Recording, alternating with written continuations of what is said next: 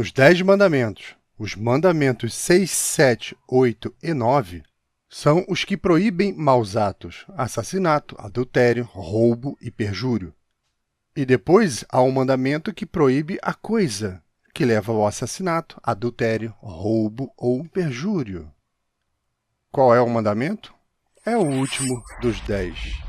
Não cobice nada que pertença aos outros. Seu cônjuge, sua casa, seus servos, seus animais ou qualquer um dos seus bens.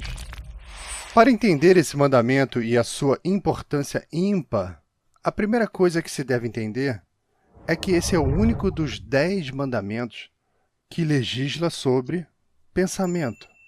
Todos os outros mandamentos legislam sobre comportamento. De fato, das 613 leis nos 5 livros de Moisés, virtualmente nenhuma proíbe o pensamento. Por que então nos 10 mandamentos há uma lei que proíbe o pensamento? Porque é a cobiça que geralmente leva ao mal, ou para colocar de outra forma, a cobiça é o que leva à violação dos 4 mandamentos anteriores, aqueles que proíbem assassinato, adultério, roubo e perjúrio. Pense nisso. Por que as pessoas fazem essas coisas? Na maioria dos casos, é porque cobiçam algo que pertencem a outra pessoa. Obviamente, é por isso que as pessoas roubam. Ladrões cobiçam a propriedade das vítimas. Mas também é a razão de muitos assassinatos. E cobiça é, obviamente, a razão do adultério, querer o cônjuge de outra pessoa. Quanto ao perjúrio, ou dar falso testemunho na linguagem dos 10 mandamentos, ele é feito para encobrir todos esses outros crimes que são causados pela cobiça. Mas para poder entender por que a cobiça é o único pensamento proibido nos 10 mandamentos, e um dos únicos pensamentos proibidos em toda a Bíblia hebraica, nós precisamos entender o que cobiçar significa, e, igualmente importante, o que não significa. Cobiçar é muito mais do que querer. O verbo em hebraico, lahmod, significa querer ao ponto de planejar, tomar e possuir algo que pertence a outra pessoa. Perceba que há 2 elementos operativos aqui: planejar, tomar e pertence a outra pessoa. Planejar tomar não significa somente invejar ou, no caso do cônjuge de seu próximo, só desejar.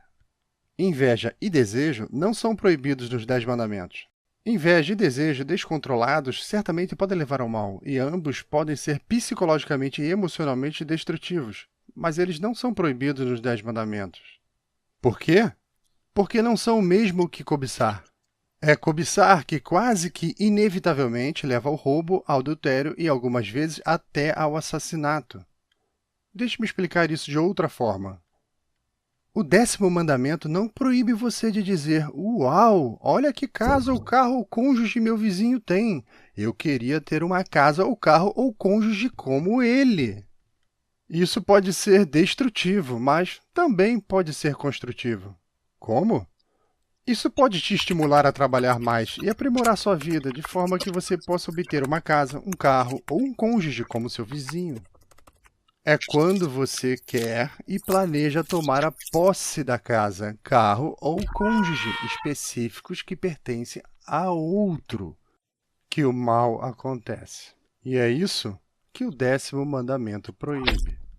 Portanto, um desses 10 mandamentos, essas 10 regras básicas da vida, deve ser que não podemos nos permitir cobiçar o que pertence ao nosso vizinho.